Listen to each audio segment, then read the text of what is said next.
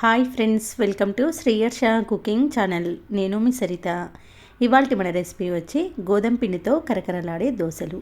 దోశ తినాలనుకుంటే పప్పు బియ్యం నానబెట్టడము, రుబ్బడము అలాంటి పని లేకుండా అప్పటికప్పుడు ఈ దోశలను ట్రై చేయండి. చాలా క్రిస్పీగా, చాలా టేస్టీగా ఉంటాయి.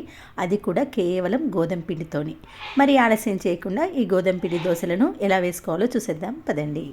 దీనికోసం ఒక బౌల్లోకి 1 కప్పు గోధుమ పిండిని వేసుకొని తర్వాత దీనికి సరిపడా సాల్ట్ వేసుకోండి. ఇక్కడ నేను 1 టీ స్పూన్ వరకు వేశాను. తర్వాత 2 కప్పుల నీళ్ళను ఒకేసారి కాకుండా కొన్ని పోసుకుంటూ ఉండలు లేకుండా దోశ బ్యాటర్లా ప్రిపేర్ చేయాలి. ఇక్కడ నాకు 1 కప్పు గోధుమ పిండికి కరెక్ట్గా 2 కప్పుల వరకు వాటర్ పట్టింది. ఇలా 2 కప్పుల నీళ్ళని పోసేసి ఉండలు లేకుండా కలిపేసి మూత పెట్టి జస్ట్ ఒక 4-5 నిమిషాలు రెస్ట్ ఇవ్వండి.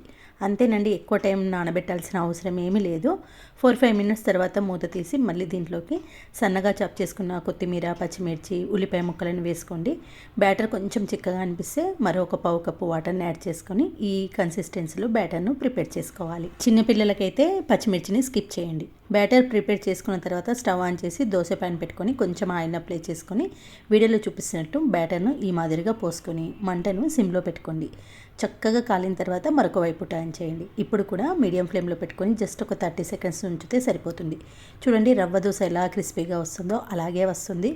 గోధుమ పిండితో వేస్తున్నాం కదా, దోశలు ఏమైనా అతుక్కపోతాయని డౌట్ ఉన్నవారు ఈ వీడియోని చూసి ఒకసారి ట్రై చేయండి. అస్సలు అతుక్కోదు. అది కూడా కొంచెం సిమ్లో పెట్టుకొని నిదానంగా కాల్చుకోవాలి. అంతేనండి, చక్కటి కరకరలాడే రవ్వ దోశ లాంటి గోధుమ పిండి దోశలు రెడీ అయిపోయాయి. ఈ దోశకు పల్లి చట్నీ కానీ, కొబ్బరి చట్నీ కానీ, ఆలు కర్రీతో కానీ తిన్నా బాగుంటుంది, ఉత్తగా తిన్నా బాగుంటుంది. చిన్నపిల్లలకైతే పచ్చిమిర్చి, ఉల్లిపాయ అవన్నీ స్కిప్ చేసి ప్లెయిన్ దోశగా వేసినా కూడా చాలా బాగుంటుంది. ఒకసారి ట్రై చేయండి.